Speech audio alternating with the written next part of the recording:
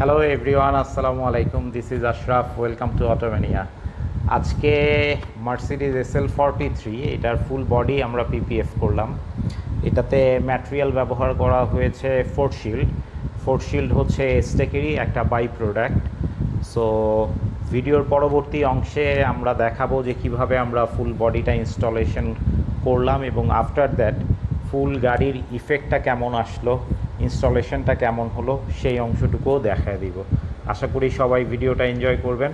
By the way, একটা কথা না বললেই না, আমাদের ইউটিউব চ্যানেলটা অবশ্যই সবাই সাবস্ক্রাইব করবেন, কারণ আপনারা যত বেশি সাবস্ক্রাইব করবেন আমরা তত বেশি উৎসাহিত হব নতুন নতুন ভিডিও নিয়ে আপনাদের কাছে আসার জন্য।